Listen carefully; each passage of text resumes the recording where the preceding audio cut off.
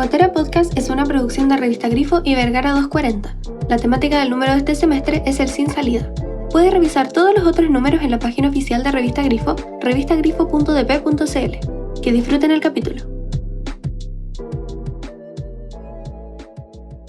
Buen día, les damos la bienvenida a La Gotera. Como ya sabrán, mi nombre es Matías y seré uno de sus presentadores en esta ya la nueva temporada. Pero no estoy solo, nunca lo estoy, porque conmigo tengo al fiel Carlos. Hola Matías, ¿qué tal? Un gusto estar hoy contigo, ¿cómo estás? Mejorando, ¿sabéis que estoy bien? Mejor con el tema de la pandemia. Excelente. Oye, estoy alegre por el invitado estelar que tenemos hoy. ¿Por qué no le cuentas a los oyentes con quién estamos? Bueno, antes que nada quisiera agradecer a nuestro invitado por aceptar la invitación y esperando que se encuentre muy bien, es para mí un honor presentar a Jesús Diamantino. Procederé a dar los datos de nuestro servicio de inteligencia de La Gotera Records que ha logrado recolectar de Jesús. Jesús Diamantino, doctor en literatura de la Universidad de Chile, con mención en literatura chilena e hispanoamericana. Desde el 2005 es miembro del Grupo de Estudios sobre lo Fantástico de la Universidad Autónoma de Barcelona. Ha sido editor de los libros Cuentos chilenos de terror, misterio y fantasía en el año 2015 y Rutas inciertas, nuevos cuentos chilenos de terror, misterio y fantasía del año 2017 de la editorial Cuarto Propio. También es antologador del libro El legado del monstruo, relatos de terror del año 2018 de la editorial Zigzag. Y también Diamantino es director del Departamento de Expresión de la Facultad de Artes de la Universidad Adolfo Ibáñez. No sé si tienes algo más que agregar, Jesús. No, nada más. Yo creo que está muy completo la reseña. Gracias. Buenísimo. Y para ir distendiendo, Jesús, ¿cómo has estado por estos días un poco terroríficos, no? Sí, yo creo que hasta a esta altura el terror se ha naturalizado, yo creo. Ya con tanto tiempo, ya con la pandemia, al principio era un caos apocalíptico. Nos recordaba estas películas de zombies, del zombie biológico, de principios del 2000, pero ahora no, ahora ya estamos aprendiendo a vivir con el horror, yo creo. Sí. Hizo parte de nosotros ya el horror, no hay escapatoria tampoco. Exacto, no hay escapatoria, no hay donde ir. Bueno, una gran presentación igual, teníamos un currículum bien extenso. Antes de hablar como de pasar ya a la lectura dramatizada y hablar del texto en sí que nos pudiste mandar, quería saber, como a modo de presentación igual, ¿cómo definiríais tu estilo, Jesús?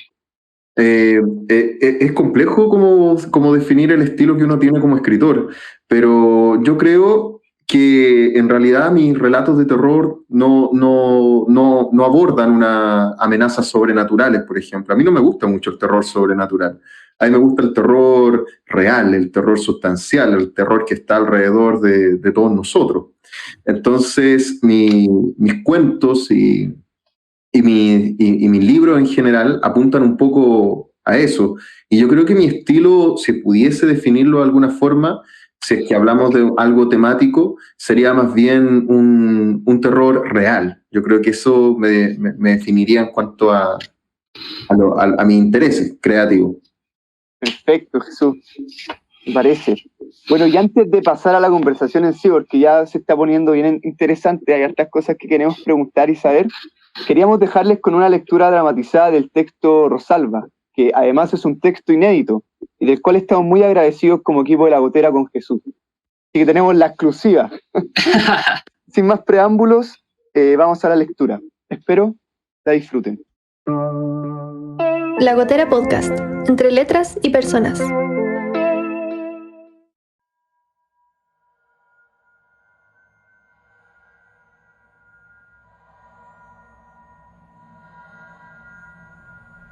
Cristina, has sido muy mala. Sabes bien que debo castigarte, ¿no? No pongas esa cara. No voy a cambiar de opinión, dijo Rosalba, resuelta. La joven miraba a su captora con inexpresable horror. Aquel rostro angelical y pulcro con el que había conmovido a sus compañeras desde su llegada se contraía ahora frente a la certeza de un sufrimiento espantoso. Rosalba era implacable. Desde que decidió crear el refugio para princesas, se prometió a sí misma no doblegarse ante la desobediencia. El castigo debía ser aplicado sin consideración alguna. Cristina se dejó llevar por las manos suaves pero firmes de Rosalba, y su cuerpo rígido por el miedo apenas sintió las amarras y el bozal comprimido en su pequeña boca. El castigo comenzó primero con las caricias, procedimiento que Rosalba había perfeccionado en sus últimas experimentaciones. El tierno deslizamiento de su piel contra la carne todavía sin disciplinar era en la antesala el contraste ideal para el dolor que se avecinaba. Cristina, como todas las anteriores, estaba desnuda y paralizada, pero Rosalba procuraba siempre acomodarles una almohada bajo sus livianas cabecitas, quizás como un arranque inconsciente de piedad. No debiste intentar escapar, mi niña. ¡Qué valentía tan estúpida!, ¿no? Me entristece confesarte que eras una de mis preferidas. Cristina la miraba con aquellos ojos vidriosos colmados de angustia. ¿Habrá sentido lo mismo Angélica cuando fue aleccionada aquella tarde de verano? Todavía rugían en su memoria las súplicas y los martillazos descargándose en el cráneo. La metamorfosis monstruosa de su rostro aparecía intermitentemente en sus pesadillas como un espectro amorfo. Pensó también en el suplicio de Laura, consumida por el fuego de la chimenea familiar, y en Mercedes atrapada en las tinieblas de la piscina del patio. De hecho, su cuerpo roto todavía yacía en la profundidad artificial. Rosalba decidió empezar esta vez con los brazos.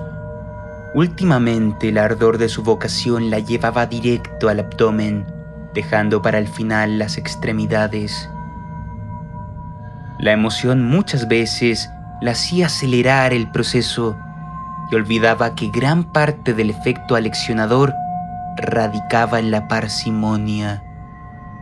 Tomó una primera aguja y la atravesó con firmeza en la muñeca. Como lo imaginaba, la rigidez de Cristina impidió que la sangre brotara con naturalidad. Lo intentó de nuevo. La segunda punzada produjo el mismo efecto. Necesitaba una perforación más profunda. Luego del tercer intento, el fluido comenzó a descender por el brazo blanco y brillante. Perfecto, mi niña. Veo que te estás relajando. Vamos a trabajar en tus piernas regordetas. Tomó el cuchillo que sacó de la cocina y trazó un surco en el muslo izquierdo. Cristina, completamente absorta en la purificación del castigo, olvidó la sensación de injusticia que la embargó antes de ser atrapada. No había intentado huir. La inusitada torpeza de su compañera de cama la había hecho caer al piso. Rosalba entró en la habitación en ese momento, con el juego de té de porcelana, radiante como todas las tardes, para compartir la merienda con sus protegidas. Pero la vio ahí, tirada de espalda, paralizada por el miedo. Dejó con tranquilidad la bandeja sobre el tocador y se dirigió hasta ella. Dios mío, Cristina, podría haber sido cualquiera menos tú. La cogió de sus cabellos rizados y la arrastró hasta la pequeña camilla sin exigir explicaciones. La joven miró fugazmente a su amiga, pero Petra había vuelto el rostro con fingida indiferencia, como todas las demás. Iremos al grano, princesa. Rosalba apretó los senos apenas abultados de su protegida. Cortó primero el tejido fibroso, palpó con suavidad, casi con ternura, el contenido graso, sintió entre sus dedos la plasticidad de la carne y se detuvo ahí unos momentos. Cristina vislumbró, casi desfallecida, los rayos crepusculares que se extinguían desde la ventana. Las paredes tapizadas de flores giraban a su alrededor como un torbellino primaveral.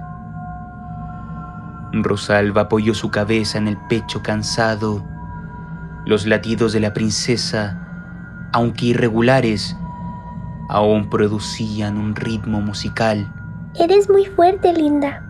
Aguanta un poco más, ya falta poco, lo prometo. Clavó el cuchillo con firmeza en el esternón. La hoja se hundió hasta atravesar su espalda. El corte prosiguió hasta su abdomen. De sorpresa, la enterneció un pensamiento maternal. ¿Y si sucedía el milagro de extraer de sus entrañas un bebé? Rosalba se ruborizó con la idea, pero no fue así. Sabía bien que los milagros no sucedían sin antes rezar por ellos. Su abuela se lo había enseñado un poco antes de agonizar. Los ojos de Cristina contemplaban ahora la nada. De seguro hubiera sido una buena madre, ángel mío. Exploró la cavidad y extrajo las entrañas humeantes. Las colocó en una canastita de exquisitas trenzas de mimbre y apenas reparó en la alfombra de sangre que se extendía a sus pies. Cerró los párpados inertes de su niña y besó su frente con ternura. Finalmente, convocó al resto de sus princesas y formó un círculo con ellas alrededor de Cristina. Merendó con sus compañeras, les habló de la importancia de la amistad y la obediencia. Les dijo que no tenían por qué estar tristes, ya que Cristinita, al igual que Angélica, Laura y Mercedes, jugaba ahora en el cielo con su abuela y que inevitablemente todas, incluyéndola, tendrían que rendirle cuentas a Dios algún día. En las clases de catecismo le habían enseñado que las niñas malas se iban al infierno a pagar perpetuamente por sus pecados, pero ella estaba segura de que, si los pecados se pagaban en vida, no había necesidad de ningún tormento eterno. Como siempre, ninguna se atrevió a hablar, solo se limitaron a asentir con una máscara de complacencia mientras su protectora bebía con pequeños sorbos su té frío. Rosalba no notó las lágrimas aposándose en los ojos de Petra. Se acerca Navidad y el refugio recibirá a más compañeras. ¿Están tan felices como yo? Creo que sería lindo hacerle un funeral a Cristina mañana en el picnic. Hay que aprovechar que los días están lindos y... Rosalba, linda. ¿Cuándo la doctora otra vez? Mira qué desastre. ¿Cuántas veces te he dicho que debes cuidar a tus muñecas? La niña abrazó cariñosamente a su madre y prometió que sería la última vez. La mujer, temerosa de perturbar a su hija, la colmó de besos y le regaló una trufa como anticipo del postre. Rosalba no podía sufrir ningún tipo de alteración nerviosa. El doctor Legras había sido enfático al respecto. Bajaron juntas a cenar, dejando a las princesas inertes, contemplando su trágico destino.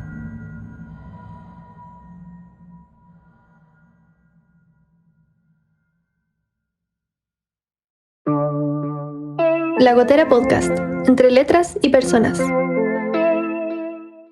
Oye, genial, maravillosa lectura que hicieron nuestros compañeros José, Sebastián y Antonia. Y ya para ir entrando en materia, saber sus apreciaciones de la lectura, Matías, Jesús.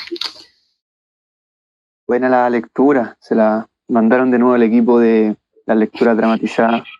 Perfecto, no sé qué te pareció a ti, Jesús, como de repente escuchar en otra voz tus textos. No, me encantó, me encantó. De hecho, escucharlo de otras voces y más aún dramatizado el texto y con una música de fondo, wow, es como, no sé, es una relectura quizás que no tiene mucho que ver con mi cuento, es decir, que lo estoy leyendo como lector. no tanto como autor. Y claro, me gustó mucho. Qué bueno, buenísimo. Le da un poco de vida también al radioteatro, que en términos de horror el radioteatro también hizo mucho. Sí. Bueno, entrando ya en tema de texto, yo quería partir como de lo más general y preguntarte a ti, Jesús, o saber también tu opinión de cómo tú concibes, por ejemplo, el cuento. Porque al leerlo nos damos cuenta que es un cuento bien pulcro, bien redondito. Entonces quería saber también cómo concibes tú esto del objeto cuento, casi como un artilugio de repente. Claro, para mí el cuento es el objeto creativo más versátil que existe. Yo creo que el cuento permite crear instantes y la vida está llena de instantes. Y así, y acá como poniéndome un poco borgiano quizá y no tan técnico, el cuento es un pedacito de existencia, pues es un pedacito, un momento que puede revestirse de muchas formas.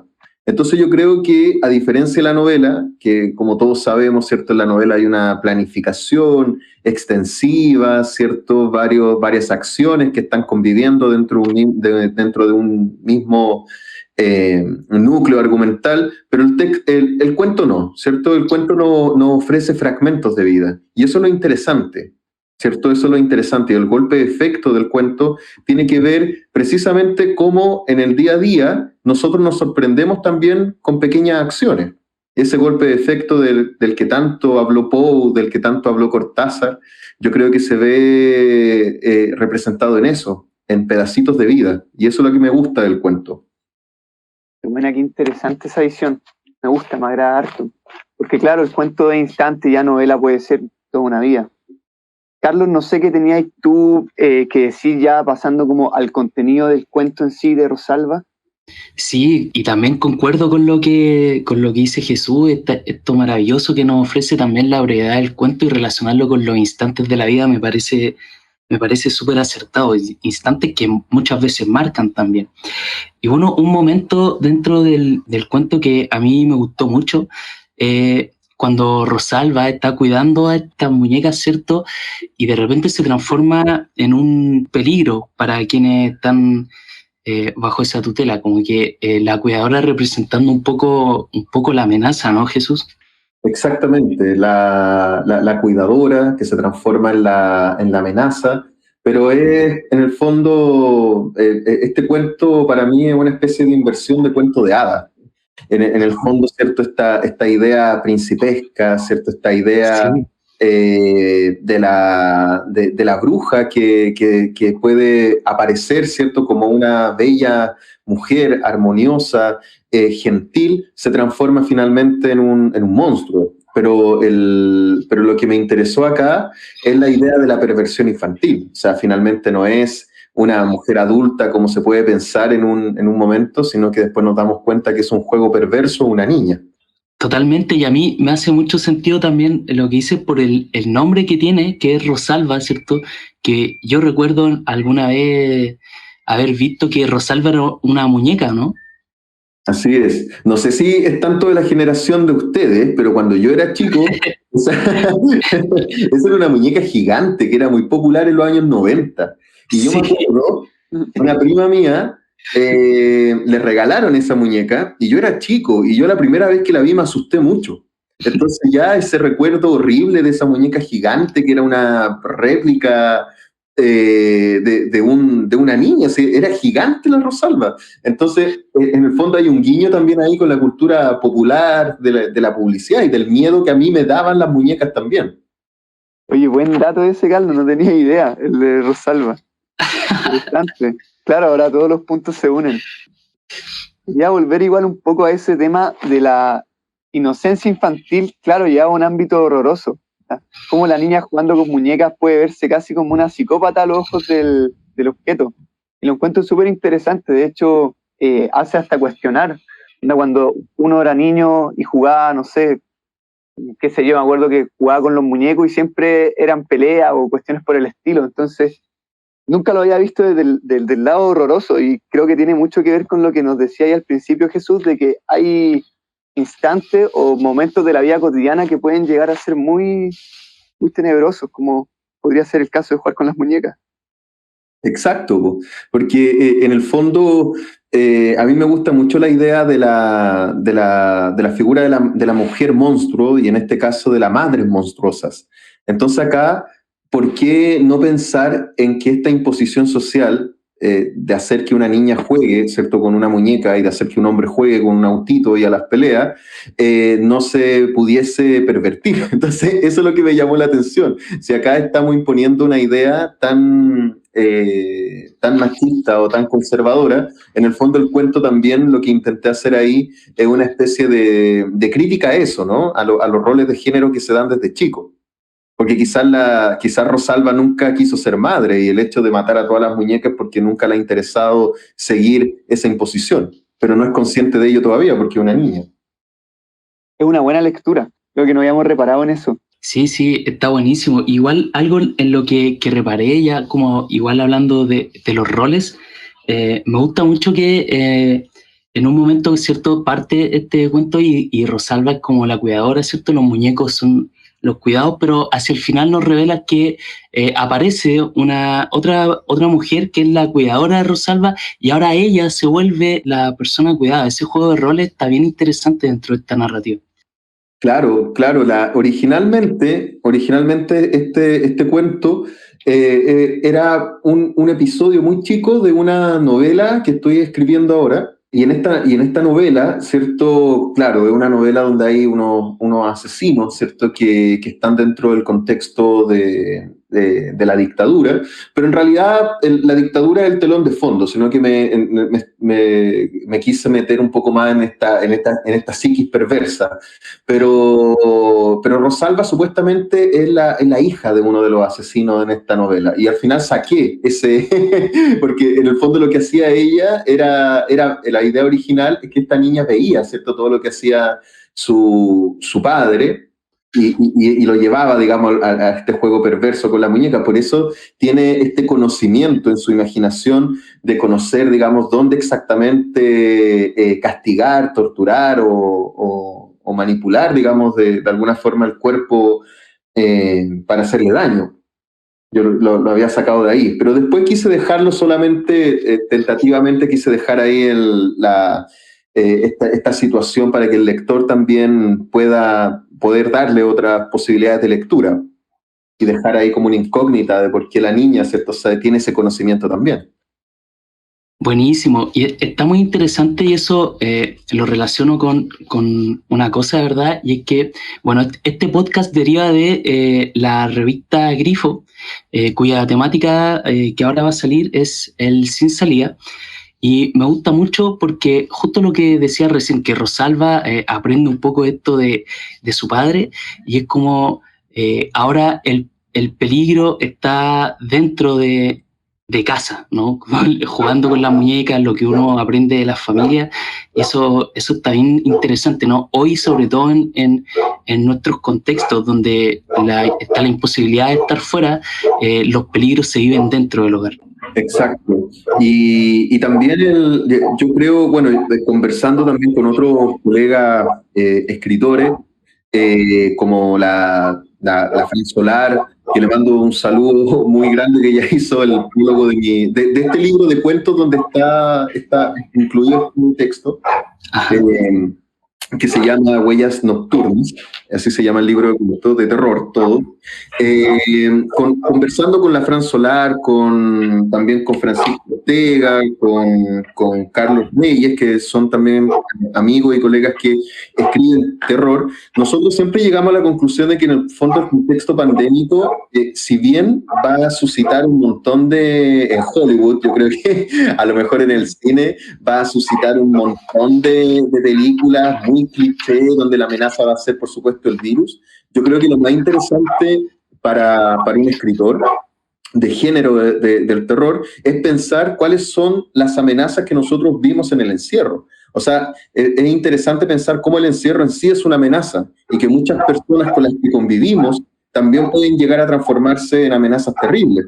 Si pensamos, por ejemplo, en las mujeres y hombres abusados que tienen que vivir, ¿cierto?, con su abusador, eso ya es algo realmente horroroso, ¿no?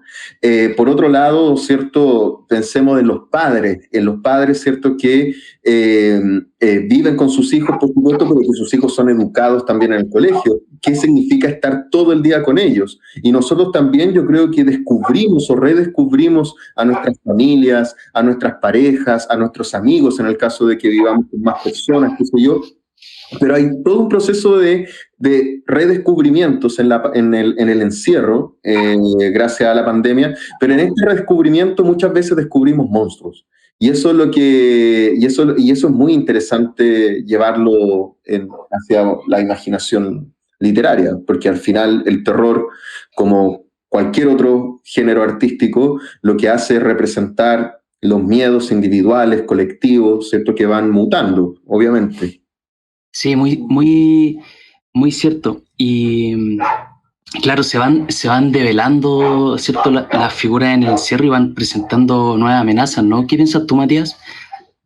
Sí, me quedé pensando un poco el tema de que, claro, estamos redescubriendo, al estar encerrados, te estáis redescubriendo a ti, también estáis redescubriendo a las personas que están a tu alrededor. Y en ese sentido también puede llegar a ser súper tenebroso, porque al fin y al cabo uno nunca deja de conocer a las personas. Entonces, claro, el peligro ya no solo está afuera, sino que está adentro, ya sea en uno, ya sea en la persona que tú creías que era perfecta para ti, o tu papá, o tu mamá. Claro, o el descubrirse uno también, ¿cierto? O uno mismo de repente se descubre, descubre, digamos, nuevos matices de nuestra propia personalidad, ¿cierto? Porque también nos descubren a nosotros. Eso también tenemos que considerar eso también. Claro, es todo un proceso bien tenebroso igual. Quizás qué cosas ven de nosotros, y bueno, tal vez también qué cosas vemos nosotros. Está en este juego de roles, y claro, pensando en la temática sin salida de la Grifo, que también tiene mucho que ver como la resignificación del espacio y la casa como casi como un laberinto. Claro. Tiene mucho de ese horror. De hecho, yo creo que estamos volviendo a un origen gótico. Ahora la casa, ¿cierto?, es un espacio hermético, un espacio muy gótico, revestido, ¿cierto?, de, por ejemplo, esta idea del gótico, en donde el castillo, ¿cierto?, y después en la época victoriana, cuando este castillo se resignifica con la casa embrujada.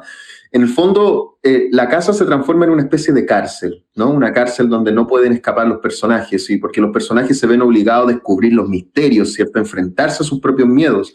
Y creo que nosotros estamos volviendo un poco a esa misma idea, a la idea, ¿cierto?, de asumir el encierro como un autodescubrimiento, como descubrir al otro, pero también el hogar, ¿cierto?, se resignifica, como ustedes dicen, porque ahora se transforma en una especie de cárcel, en un lugar hermético, y eso es muy gótico. Claro. Es muy curioso cómo volvemos a esa idea. Sí, estaba pensando porque, claro, volvemos como a esa especie de castillo. Bueno, el castillo, la cárcel, está llena de fantasmas, entonces... Claro. Bueno, Carlos, no sé qué tenías tú que decir también respecto, ya como pasando a las preguntas relacionadas con el autor netamente, ahora que tenemos a Jesús. Y creo que tú escuchaste varias entrevistas y había varias cosas que te llamaron la atención. Sí, a mí vi alguna entrevista y me llamó mucho la atención, Jesús, que proponías al terror como un discurso que, más que como un género, un discurso que se va presentando en distintos géneros. No sé si te gustaría profundizar en eso, que lo encuentro muy interesante. Claro, yo considero que el terror no es un género. Yo le digo género nomás por protocolo, por el uso común, el cliché. Pero en realidad, si lo vemos ya desde un punto de vista más teórico, más duro, yo creo que el terror no es un género, el terror es más bien un discurso.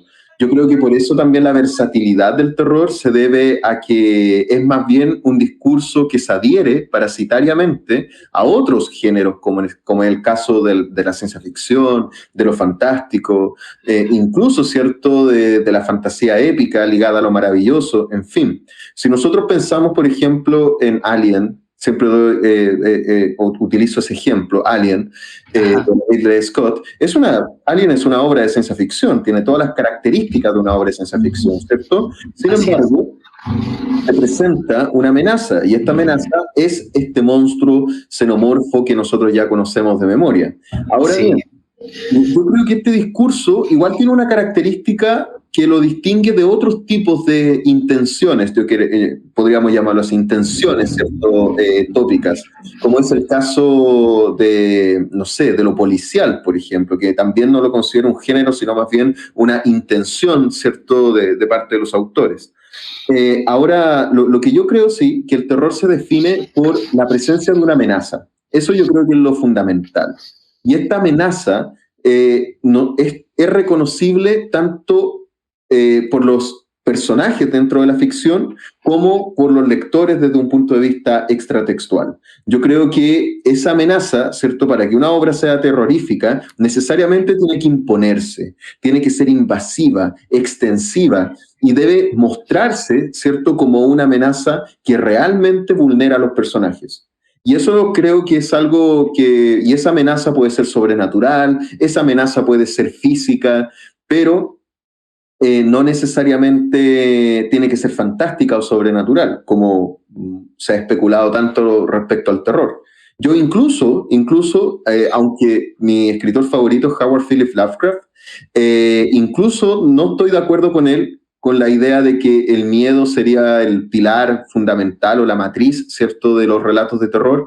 Yo creo que hablar ahora de miedo es muy pretencioso, o sea, decir que nuestros cuentos o nuestras obras van a dar miedo a los lectores, yo creo que es demasiado pretencioso.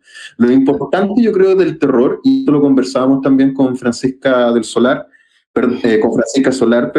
que en el fondo el miedo busca incomodar. Y la incomodidad, ¿cierto?, despierta diferentes sentimientos, la aprensión, el rechazo, el desagrado, ¿cierto?, la repugnancia, pero no necesariamente el miedo. Y yo creo que esa es la base del terror. Y creo que es un parásito que se pega a diferentes géneros, pero no un género, digamos, en sí mismo y autónomo. Sí, buenísimo, me encanta, muy de acuerdo con eso. Sí, es súper interesante. De hecho, siguiendo un poco el tema de, claro, de la amenaza que se manifiesta y sobre todo del terror, y decir como este texto va a dar miedo, ¿no? Que, como decía Jesús, puede llegar a ser muy pretencioso. Quería preguntarte igual, Jesús, como en estos tiempos en los que tenemos el internet, tenemos la virtualidad, o sea, está todo tan instantáneo, ¿cómo o cuáles serían las fórmulas para lograr ese terror, sobre todo desde la literatura? Es una muy buena pregunta. Yo creo que el terror hoy en día está más vivo que nunca. Yo creo que actualmente el terror está más vivo que nunca. Y creo que las redes sociales, por ejemplo, la tecnología, que incluso ya podemos hablar de tecnofobia, ya podemos hablar de conceptos como lo poshumano, ¿cierto? Son, digamos, caldo de cultivo para el terror. O sea, son grandes temáticas. Por ejemplo, la idea de que la tecnología se transforme en una amenaza, ya la habíamos visto en los años 70 con una oleada de ficciones ligada a la ciencia ficción, ¿cierto? Esta tecnofobia que se empieza a sentir ya desde los años 70. Sin embargo, ahora yo creo que ese miedo a la tecnología tiene que ver con el daño que pueden generar las redes sociales. La exposición, por ejemplo, yo creo que es un miedo muy, muy grande. Creo también que ¿cómo decirlo?, la ambigüedad de la información también, ¿cierto? La inmediatez de la información. Ya sabemos que las redes sociales, por ejemplo, son las fuentes de información más cercanas que tienen las personas.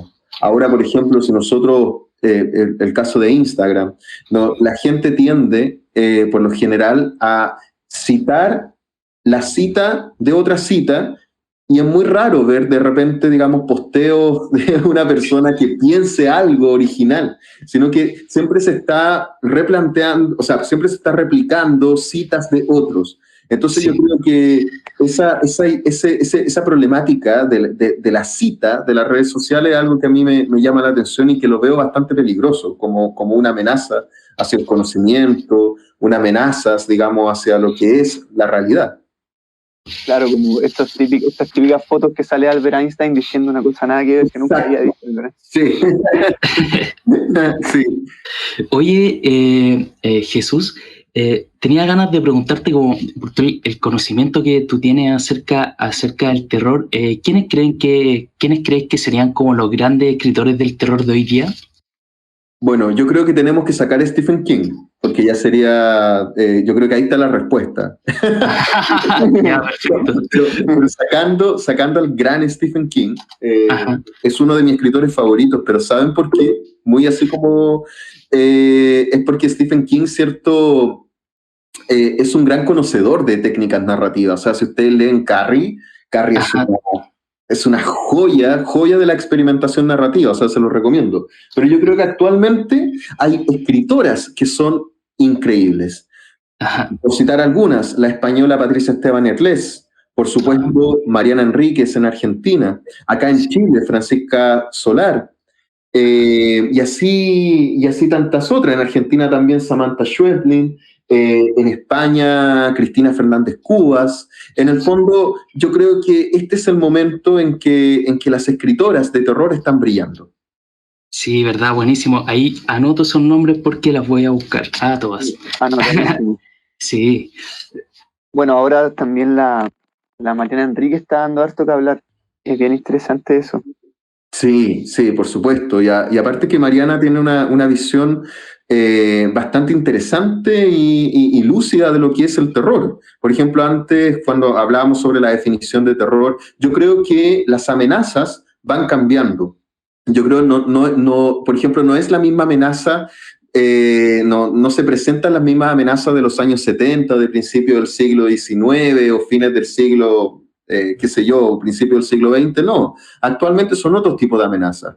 La miseria, la desigualdad, la injusticia, yo pienso que son amenazas actuales, que Mariana Enríquez, por ejemplo, las actualiza y las transforma, ¿cierto?, en figuras monstruosas de forma muy interesante. Así como también los traumas, así como Patricia Esteban Erles hace lo mismo, pero con los traumas, ¿cierto? La figura traumática como un monstruo. Y bueno, yo creo que eso es lo bonito del terror. Y yo creo que es súper interesante también pensar que el terror tiene un valor simbólico, un valor metafórico. ¿Por qué el terror incomoda? El terror incomoda precisamente porque es un espejo. Es un espejo de nosotros mismos, es un espejo de nuestras contradicciones, es un espejo, ¿cierto?, de nuestras inquietudes, y también, ¿cierto?, es revelador sobre los tabúes sociales. Entonces, en el fondo, yo creo que hacer terror, escribir terror, es un desafío muy grande, porque es muy complejo hacerlo, pero también el desafío, y ahí es cuando se define un buen escritor de un mal escritor, quiero decir, frente a los que yo le he mencionado, es que esos escritores son capaces de captar estos puntos fóbicos de los que habla Stephen King. ¿Cuáles son las fobias que actualmente, ¿cierto?, nos atormentan? Y una vez que estas son exteriorizadas en el relato de terror, somos capaces de vivir esa catarsis, de reconocerlo y reconocernos a nosotros mismos también. Y eso yo creo que engrandece. Fantástico. No, muy buena, no sabría qué más agregar en verdad a eso, porque creo que está muy completo. Y ya para ir cerrando un poco y volver a Chile, te quería decir, Jesús, que bueno, nosotros sabemos que hiciste un estudio sobre el terror chileno desde una perspectiva histórica, cosa que bien interesante teniendo en cuenta que Chile, bueno, es un país rico de mitos, leyendas y lo que es tradición oral en general. Sí. Entonces queríamos saber, Jesús, ¿cómo ves tú el presente literario en el horror de Chile? Y también, ¿cuál ha sido ahí tu labor de recopilador? Bueno, mira, ya va a salir en unos meses más, yo creo que ya va en el segundo semestre, un libro que se llama Geografía del Miedo, Historia del Relato de Terror en Chile. Entonces ahí lo que hago en ese libro es trazar una línea, una posible historia del relato de terror en Chile. Porque ustedes saben, ¿cierto?, que en el fondo acá lo que predomina es una hegemonía realista, una visión realista de la realidad, y no solamente de parte de nuestros autores, eso sería muy injusto decir eso, sino que de parte de la crítica y de la forma en que la literatura también se recepciona, ¿cierto? Sí. Ahora, y claro, de una forma muy conservadora, yo creo que hasta el día de hoy. Sin embargo, ¿qué pasaría si nos damos cuenta que Baldomero Lillo escribió cuentos de fantasmas, que Marta Brunet escribió cuentos brujeriles, que hay muchos autores de nuestro canon que escribieron piezas de terror, bueno, la mayoría se sorprendería, y se sorprendería porque jamás han sido abordados desde esa perspectiva. Siempre desde el punto de vista realista, criollista, ideológico, político, pero jamás desde estos parámetros. Entonces, lo que yo intento hacer en ese libro y en ese estudio es reactualizar el canon, pero desde el terror. Entonces, yo creo que el terror en Chile se define por dos cosas. Primero, por nuestra mitología, nuestras leyendas, nuestro imaginario popular. La mayoría de los relatos de terror desde el siglo XIX en Chile, ya estamos hablando desde Baldomero Lillo hasta la actualidad, se han tomado como referencia nuestras leyendas y nuestros mitos. Es el mundo popular, es el folclore, lo que ha nutrido, ¿cierto?, esta literatura en Chile, particularmente. Y yo creo que en la actualidad, ¿cierto?, ha sido el cine, en gran medida, las series de televisión, la cultura pop, en el fondo, lo que ha incentivado a muchos escritores de mi generación u otros colegas, ¿cierto?, de una generación anterior, tal vez, pero que todos de alguna forma no hemos, si tú me preguntas mis referentes más que literarios son referentes cinematográficos, no son del todo literarios. ¿Ya? Yo disfruto mucho la literatura como lector, pero como escritor, yo creo que ahí mis referentes vienen de la cultura popular, no vienen de la literatura docta. Y yo creo que eso es lo que nos caracteriza a los escritores actuales, ya que abordamos este género, diciendo, solamente llamándolo por protocolo género. Claro. Sí, genial, interesante mirada, Jesús, muchas gracias por esa perspectiva que nos ayuda a aprender bastante. Y ya acercándonos al final, si quieres contarle a los oyentes en qué estás trabajando, si quieres dejar tus redes para que te sigan. Claro, sí, me pueden seguir por Instagram, mi Instagram es Mesías Diamantino. Ahí siempre estoy subiendo cosas de terror, ahí también muestro mi trabajo como autor, pero también, ¿cierto?, muestro mi trabajo como tallerista. Hago talleres temáticos sobre terror y también de escritura de relatos de terror. Y actualmente estoy trabajando, afinando las últimas piezas de Geografía del Miedo, este libro teórico que va a salir por Cuarto Propio, una antología de cuentos de terror, y una novela de terror que va a salir pronto por Zigzag. Entonces, no es que sea harta pega, sino que son cosas que se han pasado con la pandemia, porque sí, no es que todo lo estoy haciendo al mismo tiempo, sino son cosas que han quedado ahí más o menos al margen por el tema pandémico. Muchas gracias, Jesús, por la conversación. Ha sido un gusto. La Gotera Podcast, entre letras y personas. Cuéntanos, ¿qué aprendiste durante esta cuarentena? Aprendí a disfrutar las teleseries chilenas.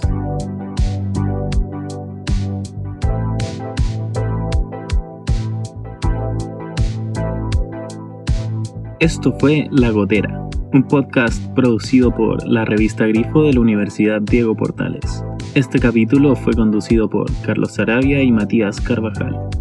Agradecemos la participación de todo el equipo de La Gotera: José Reidenbach, Sebastián Huidobro, Antonia Sotocastro, Tomás Gómez, Sergio Umaña y Max Matus de la Parra.